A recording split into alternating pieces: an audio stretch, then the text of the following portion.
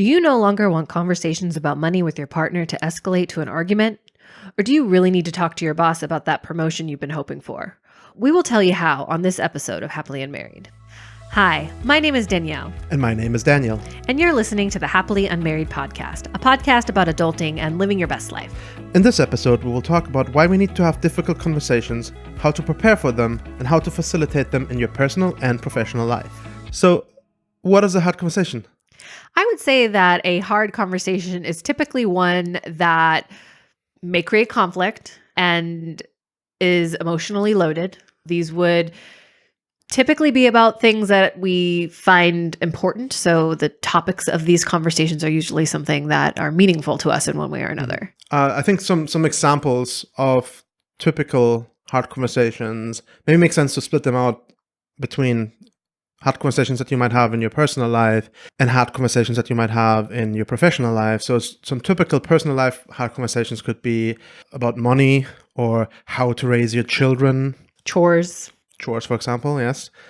Household chores, not with your children, but like actual housework. But if you're actually interested in learning about chores and children, there's an episode of Happily Unmarried that you should check out. And the most common kind of point of contention in relationships, other than money, is intimacy. Sex and other forms of intimacy. In your professional life, hard conversations could be about performance, especially like if you're a manager and have to deliver performance reviews, feedback, either up or down or horizontally, right? If you need to talk to somebody and give them that hard feedback. And asking for promotions or raises or discussions around that, right? Those are typical topics that can lead to hard conversations or can spark hard conversations. And because these conversations are typically emotionally loaded and may lead to conflict, we tend to want to avoid having them, right? It's not something that is necessarily enjoyable. It doesn't always make us feel good. So it seems that sometimes the most important things that need to be discussed, we kind of avoid solely because of how they make us feel. So why do we have to have them then if they make us feel so terrible? If you don't have these conversations, then you're essentially going to create the environment that you're afraid to create by having the conversation, right? So you're allowing for more conflict. You're letting those emotions fester. So I think what you're saying is fundamentally, by having these conversations, you can resolve whatever conflict there is. And it also gives you an opportunity to grow and develop. Funny that you say that. I recently learned that in Chinese, the characters for crisis, there's two characters. And if you split them apart and read them individually, the first character means danger and the second character means opportunity. So it's kind of like, oh, in every crisis, there's an opportunity. But yeah, I think having hard conversations can fundamentally and ultimately improve our lives and careers and relationships. Right. If you don't talk it out, you act it out. So since these conversations are so important, you probably want to prepare before going into one. So what are some ways that you could prepare for having a hard conversation? Yeah, so I think the first thing before going into having a hard conversation, whether it's at work or at home, is understanding the goal of that conversation. So what is the outcome? What is the goal that you expect or want? And use that to kind of guide you throughout this preparation process, right? It's a good way to keep yourself on track. If you're the kind of person that tends to get flustered or, you start to get anxious, so you forget all the things that you want to say. I've found personally that it helps to kind of create some bullet points, some high level things that you want to make sure you don't forget, that almost kind of lead into talk tracks. So if there's something that you have to say that's very sensitive and you want to be sure that you say it in the exact right way and you don't want to forget, then maybe it's worth jotting that down so that you can, practice it or have that note with you when you have the conversation. Mm-hmm. And I think another great thing to do is schedule some time and potentially even give the other person a heads up. I mean, this makes, and I think what's interesting about this is this makes a ton of sense at in a work environment, right? I mean, typically, at least for me, usually you schedule time with someone when you need to talk to them, depending on how urgent an issue is. So this idea that you're scheduling time, you're putting it on the calendar ahead of time, and you may even give that person a heads up, here, I'm putting time in your calendar because I want to talk about this. I think it's something that we tend to do naturally at work, but maybe feels a little bit unnatural at home, with your partner. But I think by utilizing that, by understanding that you're going to set aside time to talk about the specific thing, and if you think it would be fair or it makes sense to let your partner know, here's this thing that I want to talk about, that allows them to prepare as well. Right. And I think even if you, for whatever reason, don't set aside specifically time, I think it's just more than fair when you go into a conversation like this to let the other person know, hey, so you could, for example, ask, I would like to talk about XYZ with you. Is now a good time? And give them the opportunity to say, can we talk about it tomorrow or later or some other time? Right. So you're not putting them on the spot. Yeah. Which again can create like this kind of unnecessary feeling of anxiety in people when you want to talk about something like that. I think ultimately, however well you prepare, we need to realize and acknowledge having hard conversations is hard. That's why they're called that. And just thinking about it, right? How would you yourself react if somebody walked up to you and criticized you or attacked you? Or I mean, I can tell you, I am a very emotionally loaded person. So I am the person that's going to get angry, get defensive, get anxious, start crying, shut down. I could potentially do all of those things in one conversation. Right. But you want to have a dialogue, right? This is really what is important. And this is conflict, right? When you, how do you approach this in the first place? Like a lot of people struggle with this notion of, are you going to be direct and upfront with the person? Or are you going to be kind and sugarcoat everything? How do you approach it? Like, you do want to address the actual elephant in the room, right? So you do want to be direct, but you also don't want to offend the other person or hurt the other person. How do you approach that? I think one thing that people need to realize or understand is you can do both, right? You can be direct and to the point, but remain respectful and not offend or attack the other person. You do not necessarily have to sugarcoat everything to remain respectful and nice. But I mean, and to acknowledge, all of these feelings that we talk about that people have when having a hard conversation is because these conversations are really intimidating. And the outcome of these conversations could be a huge impact to your career or your personal relationships. Right. Both in the positive sense, if you have successful hard conversation, but they could also hurt your relationships or your career or your professional life if you drive the car against the wall, right? So that is why they're so intimidating, and that's why a lot of people are scared to have them, not necessarily only because just having the conversation is intimidating, but also the outcome may not be in your favor. Yeah. But in the end, the goal, I think, of any hard conversation is to build trust with the other person and to build common understanding. You want to find a common ground, something that both people can agree on. Don't forget, in the end, you're trying to resolve an important issue, something that is really important to you, and you need to work towards that against all emotions and urges that you might spontaneously develop during a hard conversation. So talking about emotions, I think is important to note that going into these hard conversations are going to stir up your emotions. That's how our brain works. We have feelings, and... Well, you do. I have feelings. You're a robot. Yeah. But it's psychology, right? It's how our biochemistry works. You feel attacked or intimidated, your amygdala kicks in, you go into fight or flight mode. But we need to face the fact that we're trying to solve an issue, we're trying to resolve some conflict that we have, and running away from it or punching the other person in the face is not going to resolve that conflict. So what we need to do is, in that scenario, we need to manage our emotions and we need to get zen, yeah. Because if we want to achieve a goal, that will be the only way to do that. Yelling at the other person or literally stomping out on them is not going to do that. And we have to be aware of that.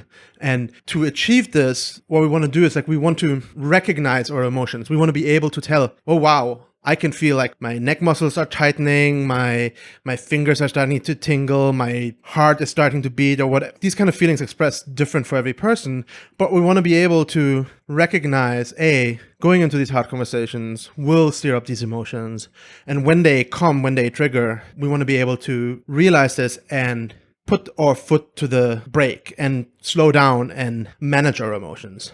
And I think it's interesting, what you said that, to recognize what is happening to your body physically when you start to get upset. And it seems like when you say it, it sounds like, oh yeah, that makes perfect sense. But for some people, unless you're like consciously thinking about your body while you're upset, a lot of people have no idea what that feels like or what some of these possible signs can be. So one thing that I recommend for everybody is, when you get upset, take stock and kind of feel if you are short of breath or if you're starting to sweat or other physical symptoms that can be a red flag to yourself before you are out of control, that this is coming. So what are some ways that can help manage your emotions in a situation like that? Let's say you are in a hard conversation, you recognize your physical triggers. What can you do to manage the situation? Yeah, I think that when you separate professional conversations from personal conversations,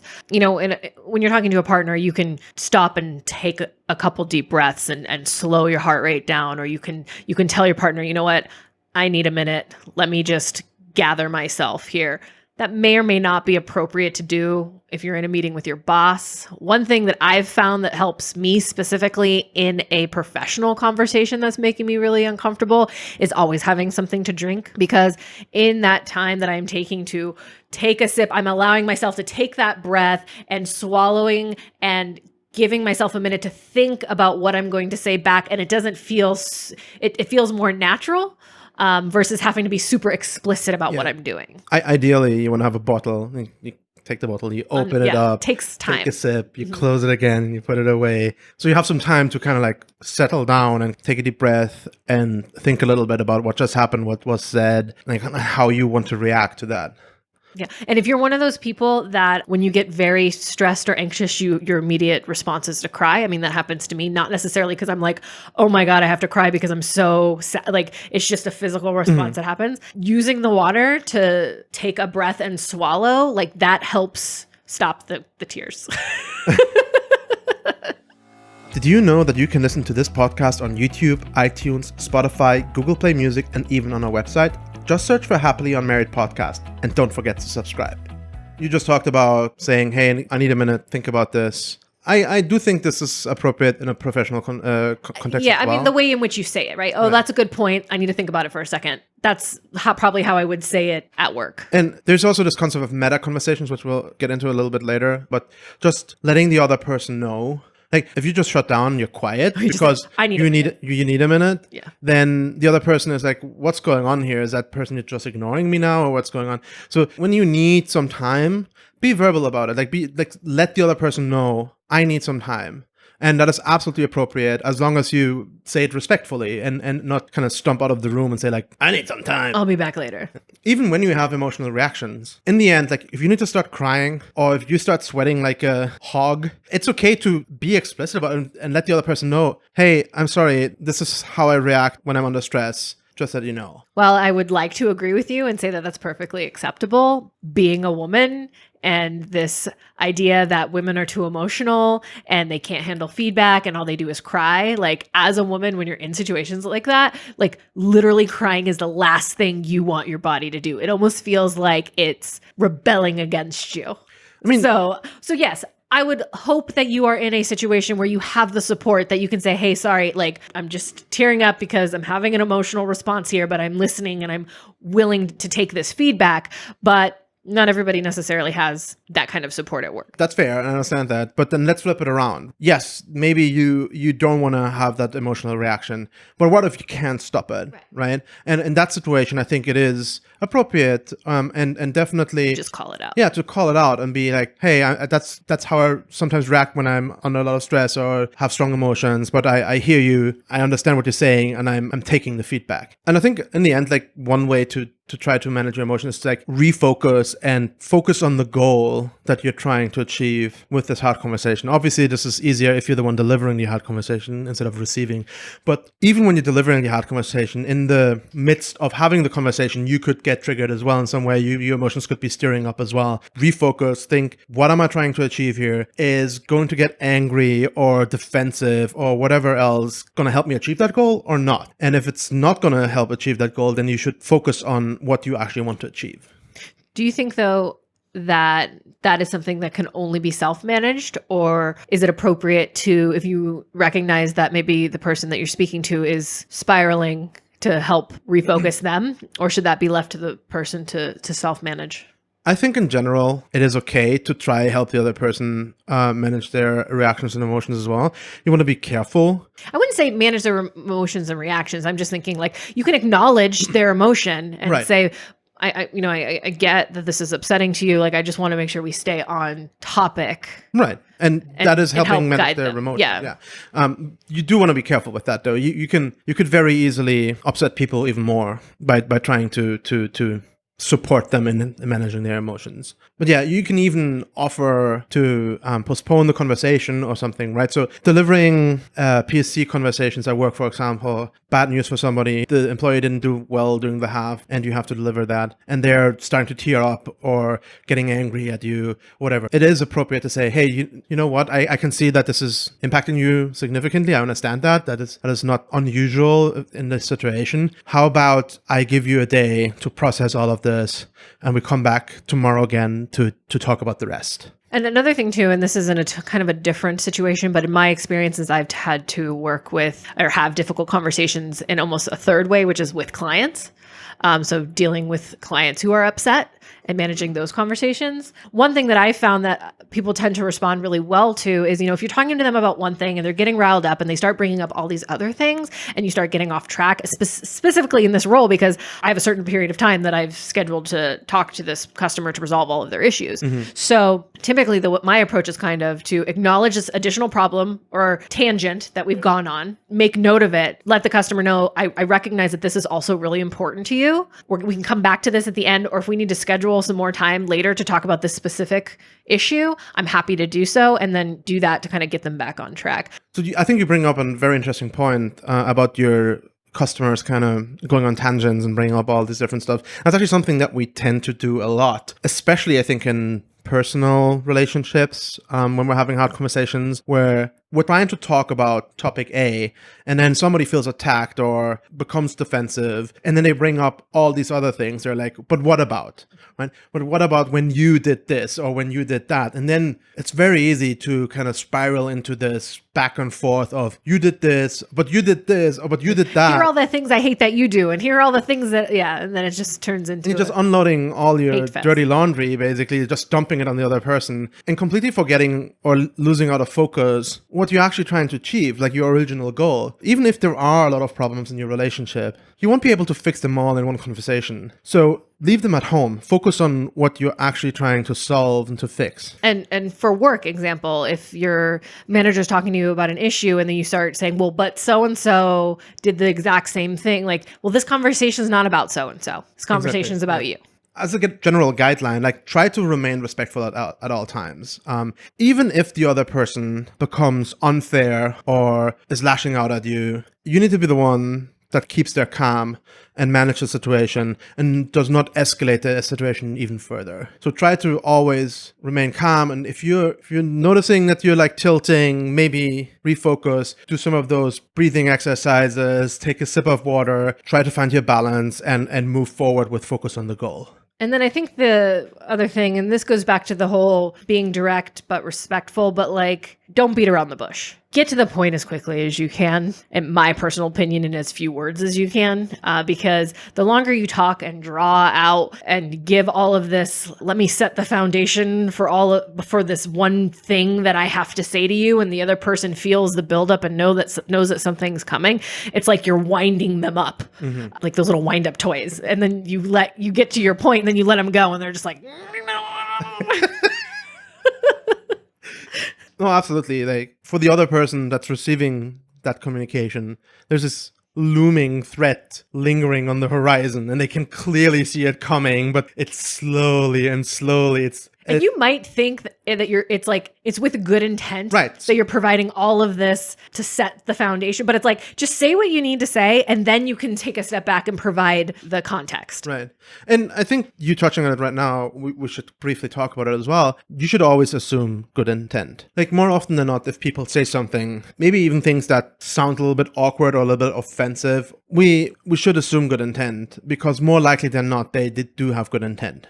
So I think next we want to talk about how you can structure a hard conversation. So how do you go into a hard conversation, or how do you deliver the primary statement or point that you want to make in a way that your other person can be receptive to it without immediately feeling attacked or threatened? So I think there's 3 to 4 steps.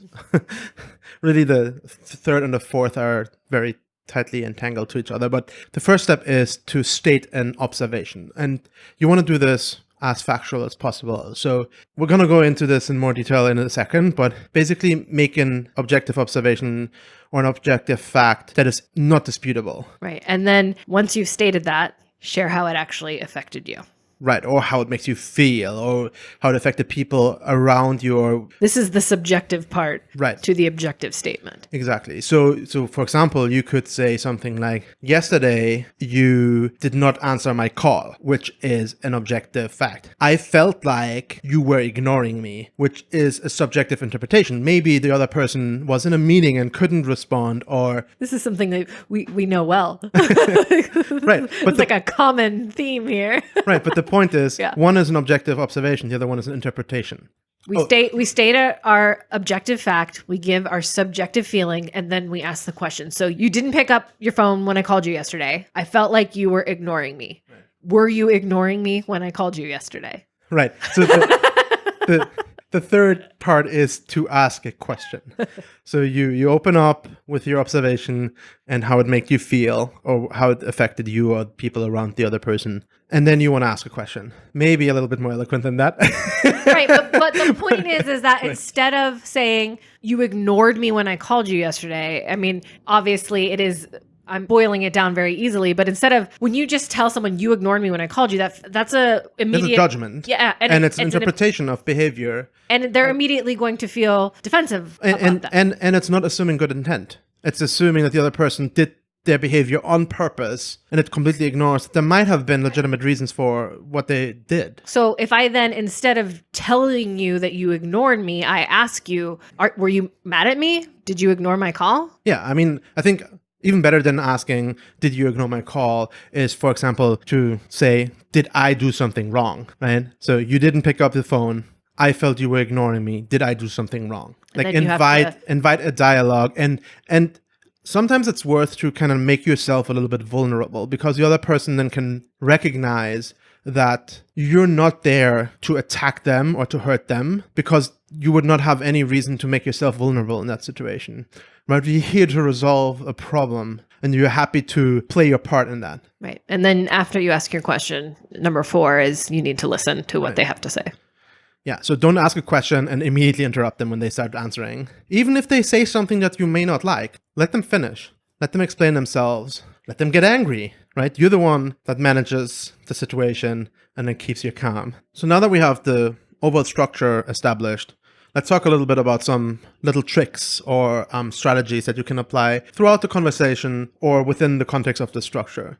We're all familiar with the children's game telephone. In case you're not, it's basically one person whispers a word to another person's ear, they whisper it to another person, they whisper it to another person, they whisper it to another person. And along the way, people misunderstand what was said or didn't understand it at all, and the word transforms and changes, and in the end, something else completely different comes out than what was originally said. And a lot of times in these hard conversations, because of how our brain works and because our emotions are stirred up, like all our blood is in our body for fight or flight mode, and there's no blood in our prefrontal cortex to actually do any reasonable thinking anymore, or reasoning and thinking. We don't hear what the other person is saying. They might say, you didn't pick up your phone. I felt like you're ignoring me. What you understand is, you asshole ignored me all day long, and you react in an unreasonable way. The way that you want to fix this is you want to clearly separate fact from fiction. We talked about this briefly in the structure. You want to start with facts and then add the subjective parts afterwards. And so there's two sides to the same coin, basically. So we already briefly talked about how you can separate fact from fiction when you're speaking, but you can also do it when you're listening. But maybe we should do some examples or some more examples here. Let's start with what you can do when you're speaking to the other person. Right. So again, we want to separate fact from fiction or our interpretations of the fact. So for example, I say, you just started yelling at me out of nowhere, and we're clearly trying to ruin our entire evening. So what are facts here? What is fiction? So the fact is that you were yelling. Right. And it's interesting, right? Because when you look at a sentence, the facts and the fiction they're like intermingled. Yeah. Right? Sometimes it's hard to pull it out. Yeah, and the fiction here, like you started yelling unprovoked. Do you know that? That's your interpretation. Maybe the other person feels completely different about that. And they were out to ruin the evening, right? There's a lot of malice required to pull something like this off. And it kind of violates the whole concept of assume good intent, right? So those are the interpretations. The only fact that's in this whole story is somebody was yelling. So what would be a better way to present this fact and those interpretations separately? So if we go back to our structure, first I'm going to state my observation. You yelled at me. Then I'm going to say how that affected me. It felt like it was unprovoked. I understand this was not your intention, but in that moment, I was under the impression that you were out to ruin our evening. Right. And so we separated fact from fiction. We made sure that we assumed good intent. We clearly say, I understand that this was not your intention, but in the moment, it felt like it. So this is much better. And this is something that you can have a conversation around. Whereas the first sentence, you just started yelling at me out of nowhere and we're clearly trying to ruin the evening. There's no conversation in there. This is just an argument. So how can you approach the same concept while listening when you're receiving communication? It's like when you're on the receiving end of some, say, feedback on something. I think the first thing is to make sure that you're being honest about your interpretation of what they just stated, because you might give me feedback on something and I will then tell you back how I interpreted that, and that may not match what you have said at all. So first thing first is make sure that you're on the same page. How would you do that? Like what? So you go back to what we've been saying over and over again, assume good intent, right? Assume that this person is giving you feedback with good intent. And then you can reflect their statements back to them to confirm whether or not your interpretation is what they are saying. Right. And the reason why you would want to do that is to show the other person, A, that you are understanding what they are saying, and B, that you are fair in their interpretation and that you assume good intent, that you care about this, and that you are constructively working with them instead of just shutting down or becoming defensive or misrepresenting what they're saying. And I think this is really good if you are the kind of person that actually does get defensive very easily. So when someone starts delivering feedback to you, your mind is immediately starting to go thinking about all these things that you're going to say. You're not actively listening to what that person is saying. So by forcing yourself to confirm back to them, it kind of like puts the brakes on the defensiveness for a moment. So let's do an example. So in this case, we have a work example. So imagine the following sentence being said. Phase 2 will take way longer than 2 weeks, probably 4 or even 6. That will create ripple effects for the entire timeline and we will never ship on schedule. We may as well cancel the project if we don't get that sorted out. Are you saying my proposal sucks and we should kill the project? Right. So what just happened there? Right. I think if we look at what just happened, what this response means, it's clearly a dishonest reflection of the previous statement. No, nobody said that the project sucks or needs to be killed, right? But it's like somebody was trying to make a point about if we can't figure out our schedule correctly, then this can have significant negative effects on all the rest of the timeline. And then we may as well, like if we can't hit our timeline, then we may as well not start the project at all. These are some unrealistic timelines. It's going to affect a lot of people. So we need to figure out how to make them more realistic. Otherwise, probably doesn't make sense to do the project. Right. So I think the biggest problem, and we again here with this response, is like it assumes bad intent. The person saying, "Are you saying my proposal sucks and we should kill the project?" No. It's literally not what I said. But it assumes bad intent. They don't see that the other person clearly has good intentions in trying to fix a problem that they so that see it doesn't fail in the project, so that it doesn't fail. Exactly. how could a better response look like or sound like? So a better response, again, so we want to reflect the statement back and we want to do that with good intent. So a better response might be, I understand you're saying that we should revisit the proposal to iron out our scheduling problems in phase 2 that you believe could otherwise lead to a project failure. Right. And this is a very fair reflection of the previous statement. It assumes good intent, right? It assumes that the goal that the other person has is to prevent a project failure. And this is something that a conversation can be had around. The previous statement, are you saying my proposal sucks one, is like, no, that's just an argument again. That's just people getting angry at each other. That's not a conversation. Nothing good is going to come from that response. So I think another great strategy or tip for how to have hard conversations is be willing to listen and validate the other person in what they're saying. So you can do this by reflecting some of the things back at them that they're saying, or by just agreeing. Obviously, as far as you do agree, if you do not agree, nobody forces you to say, oh yeah, you're right. That's not the intention here. But the idea is to kind of build trust and common understanding and build like a foundation that you can have a conversation around. And it's as easy as saying things like "good point" or "that's a great question," or like you said, I agree with that.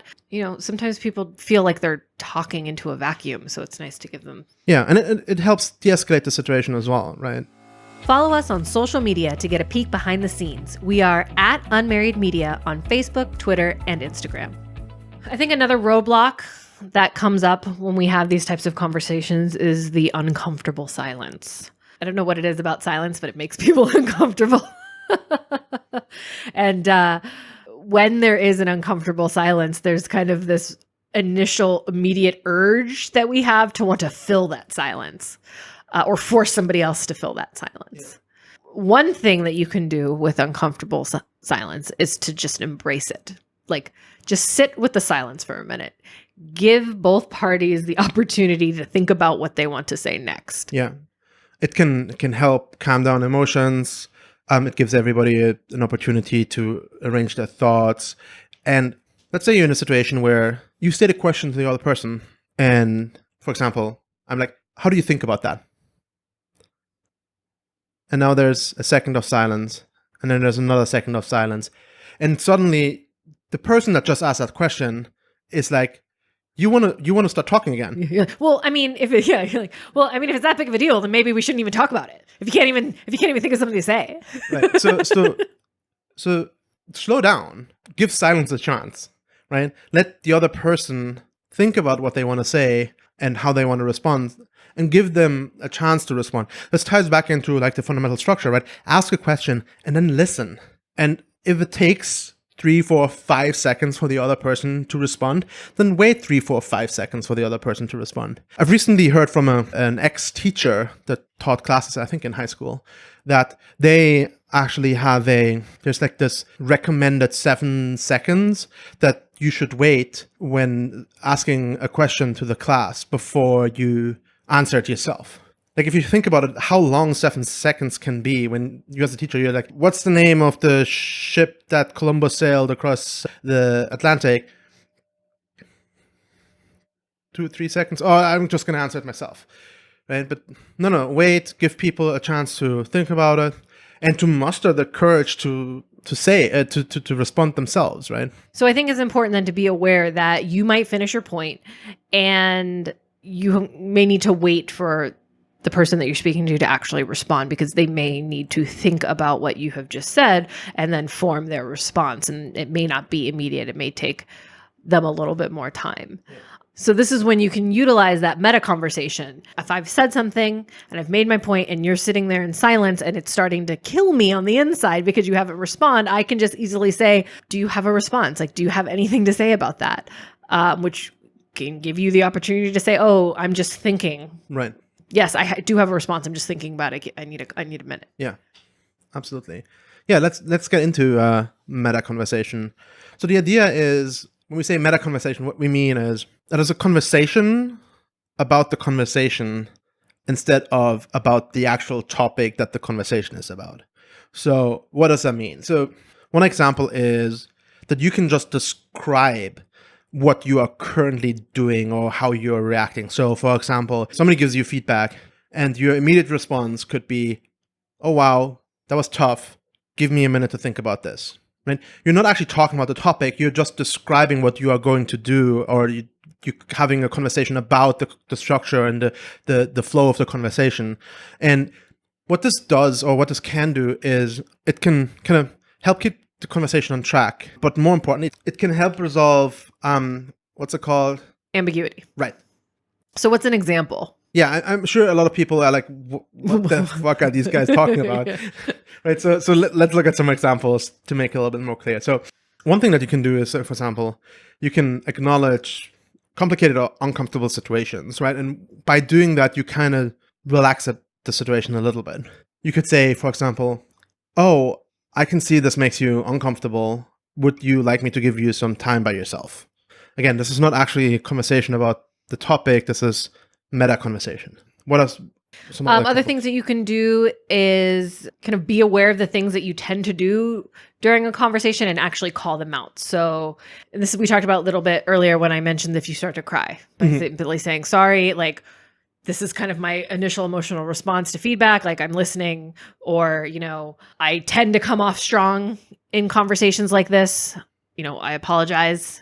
What I actually wanted to say was, so just if you recognize in yourself that you have these kind of reactions that other folks might be taken aback by, to kind of call it out as letting them know that you recognize this about yourself and it's not your intention to come off a certain way. Right. It's not going to be an impediment to the actual discussion and the actual conversation. I think another great example of where meta conversation is going to be very helpful is when you are kind of suddenly changing the direction of the conversation, or kind of needing to rewind the conversation to a previous point. So one example is to say something along the lines of, I'm not sure if we're making enough progress here.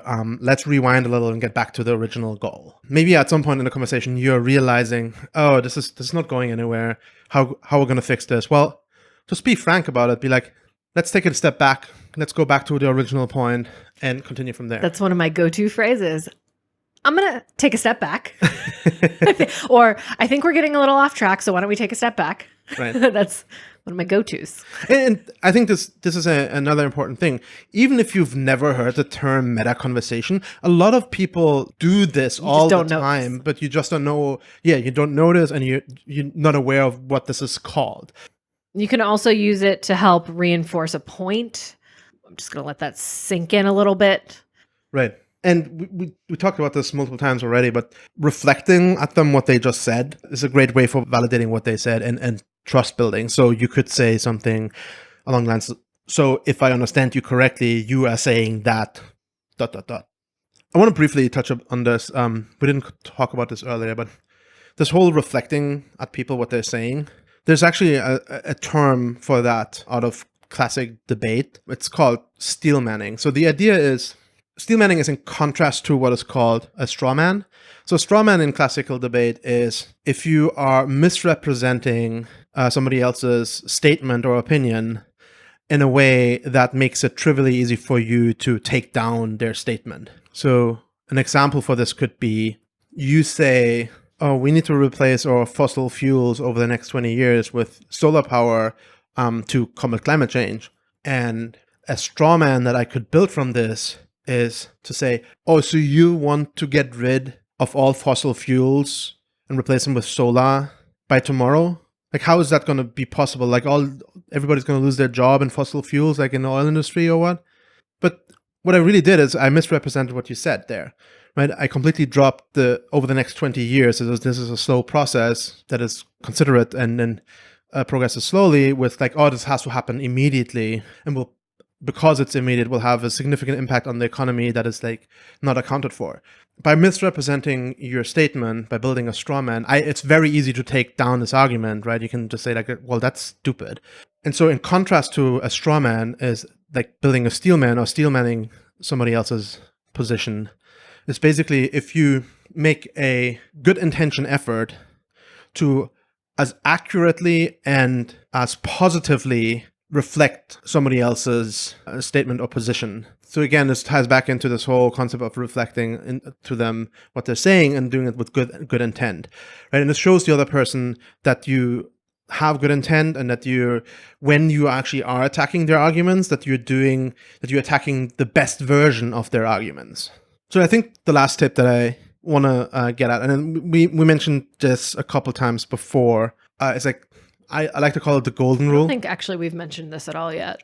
No, we didn't call it the golden rule, but a couple times, like we mentioned already. Like in any conversation, the one person that can remain reasonable is always you. Right. But I think so. The golden rule is very specific because, and I get what you're saying, but we didn't flat out say these words. But the fact of the matter is, you cannot change other people. You can only manage yourself and your emotions in any situation. And this is like a common tool statement that is used in a lot of ways because for some people, we have this natural urge to try to either impact how somebody else feels about something or get someone else to change their behavior to fix a problem, when in reality, you just need to accept the fact that you do not have control and you cannot change other people. All you have control over is yourself and how you react to those situations.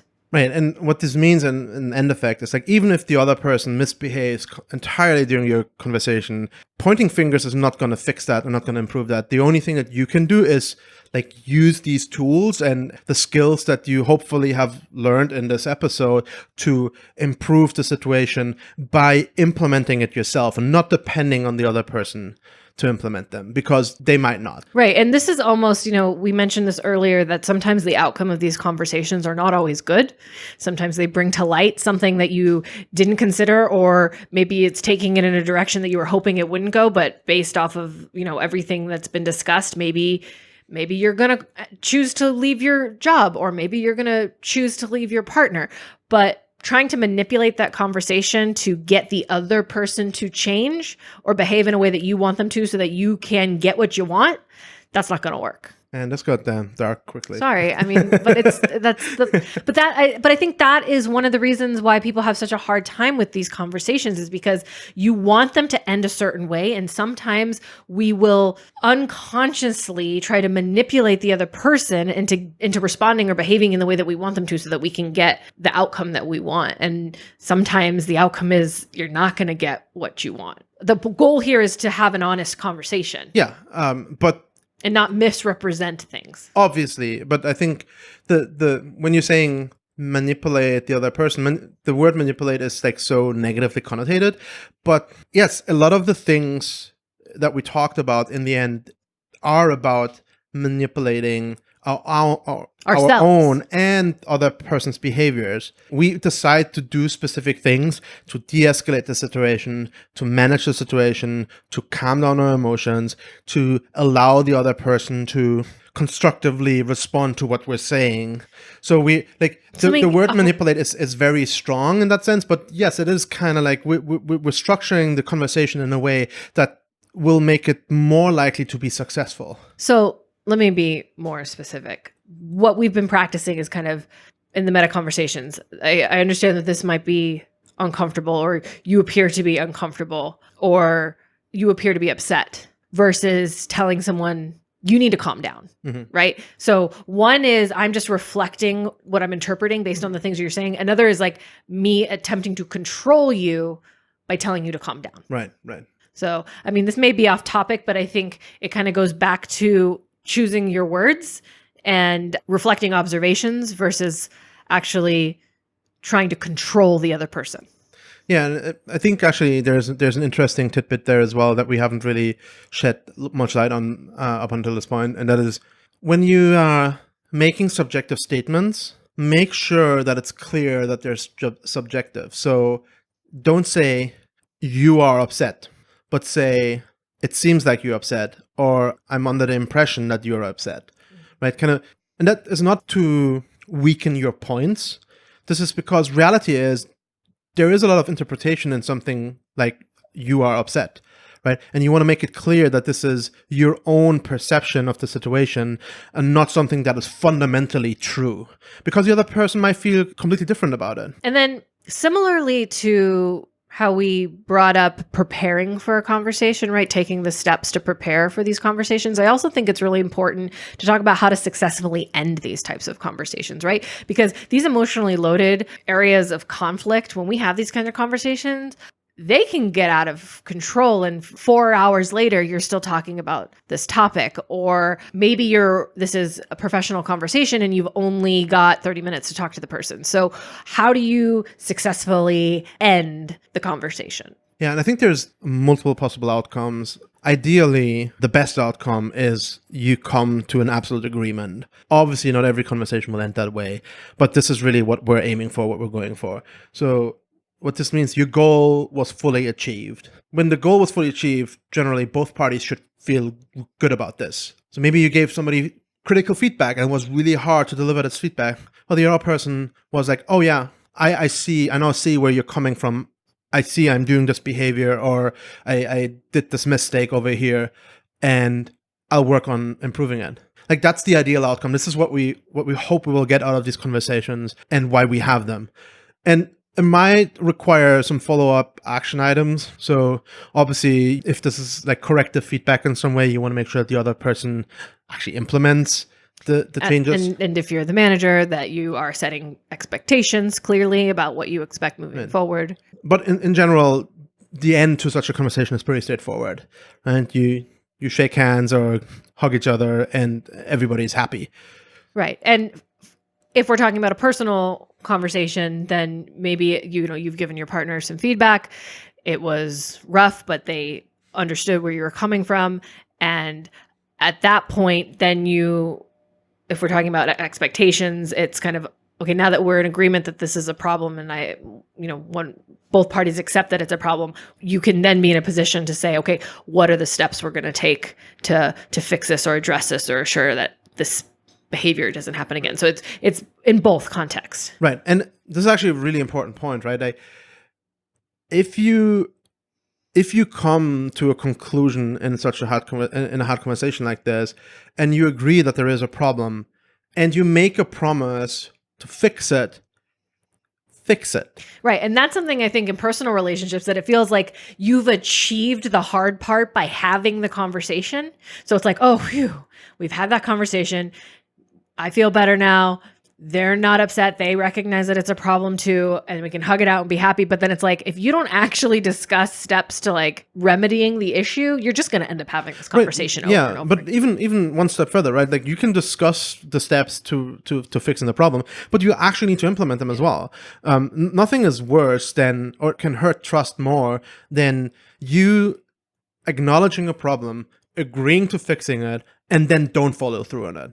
But yeah, I think another outcome for the conversation is, I call it agreeing to disagree. Really what we mean with this is the goal that was at hand was not fully achieved. So this could be that the other person does not agree with some fact or some interpretation, or maybe they're saying like, oh, the feedback that you're giving me, I don't agree with that. A lot of times you might be able to achieve a compromise. So maybe the person says like, I don't agree with your feedback, but what can I do to improve the situation for you anyway? So you might not be able to fully achieve the goal that you had when you went into the conversation, but at least nobody leaves the conversation completely upset. In the most extreme form of this, and this is why I like the term agreeing to disagree, is both parties are just like, no, like this is not working. I can see, I made my point, you made your point, and we just don't agree. And there's no way that we can square that with each other, and we just have to walk out of this conversation without having achieved anything. Yeah, and that leads into what we've been talking about, where it's like having these difficult conversations may end with an unsavory outcome, right? Especially if this is a personal interaction. Right. You try to talk about something that was difficult to talk about. Turns out you got nowhere with it. And at the end of the conversation, you both are still in the same place that you were at the beginning, which may be a factor or an indicator that, to the extreme, maybe we shouldn't be together if this is something that we can never agree on. So say specifically, like if one person wants to have children and the other person doesn't, right? That's not something that you can necessarily compromise on. Maybe. I mean, depending on the exact nature of I want children and I don't want children, maybe adopting is an option. Maybe getting a dog is an option. I don't know. No, but I'm just saying, like, if one person, if you and your partner, if you want to have a child and your partner doesn't want to have a child, and you start this difficult conversation and you say, hey, I know that we've talked about this and you said that you don't want children, but I really want children. Is there anything that we can do to like work towards that goal? And the other person says, no, sorry, like, I don't want kids. Right. Like, then that's kind of like, okay, well, this conversation can't move any further. Right. But I would actually disagree with one thing that you said, and that is that you are no further than you were before the conversation. Well, yeah. No, I meant like you've obviously learned something from right. this. So this is like one of the important parts, right? Where you're trying to build mutual understanding. And even if you disagree, you now understand the other person's position, right? And you can come to terms with that. Even if you don't agree, even if it doesn't make you happy or is what you wanted, you can come to terms with that because you now understand where they're coming from and why they make specific choices or do specific things. You've gained understanding, but in comparison to our first example here, both parties don't necessarily feel good about the outcome. Right. But they shouldn't feel entirely terrible about it either. You might be disappointed and it's not what you wanted, but at least you can recognize that you now have certainty and understanding in the situation. But I mean, especially if it's not the extreme end, right, the agreeing to disagree entirely, but there's some form of compromise. Really important, especially for this case, to set clear expectations and follow-up action items. Visit happily.unmarried.media/support to learn how you can support our podcast. I think one last thing that we should talk about is, what do you do if you're not making the progress on the conversation? Do you feel like you're getting stuck? Maybe the emotions are cooking up. Maybe you're just talking in circles again and again and again. Yeah, I mean, I think this goes back to the simple having a timeout, right? Sometimes you need to take a break or perhaps postpone a conversation until you're able to think clearly or calm your emotions, because you know that you are riled up, that you're unable to think rationally in this moment, and therefore you're not going to get anywhere. So I think it'd be best if we take some time off of the conversation and come back to it later. Obviously, when you postpone a conversation, there's no resolution in that moment, and it's super important to actually ensure that you actually re-engage the conversation. So, and that goes back to the whole, in preparing for hard conversations, that whole scheduling time to talk is even more important if you are going to postpone a conversation. For example, one of that I've mentioned earlier about like when I talk to clients, right? Mm-hmm. Sometimes I have only an hour to talk to them and I'm not necessarily getting anywhere with them in that hour, but I have a clear hard stop. So I have to essentially say, hey, we've gotten to the point where we can't really move any further in the conversation, but I feel like I didn't resolve all of your issues. So I'm going to send you a follow-up to schedule more time so that we can talk about this in the next day or two if you're available. I mean, that's what I do at work. It's a little bit different when you're talking mm-hmm. about a personal conversation, but I feel like that concept can still be applied if you choose, or for one reason or another. Maybe it's not even an emotional reason. Maybe you started having a conversation and you have dinner plans, or you have to go pick your kids up from school or mm-hmm. something. You actually have something scheduled, and maybe you started having this conversation at a time that wasn't the most appropriate. Right. You got to put it on hold for a minute because life happens, mm-hmm. But you got to make sure that you then set aside time to finish it. Right. So let's recap. Having hard conversations is hard. That's why they're called that. But it's probably still worth having them. Right. So when you're having hard conversations, you want to remember to manage your emotions, remain respectful, and always assume good intent. And separate fact from fiction. State the objective facts first, then your interpretation of how it makes you feel. And give the other person time to speak and to respond. Don't overwhelm them, and listen. Because if you can master, or at least get to the point where you are able to have successful hard conversations, you will improve your life, your career, your relationships. Exactly. Speaking of hard conversations, if you have feedback for us, please leave that in the comments down below or on Twitter at Unmarried Media. I'm Danielle. And I'm Daniel. And we're happily unmarried.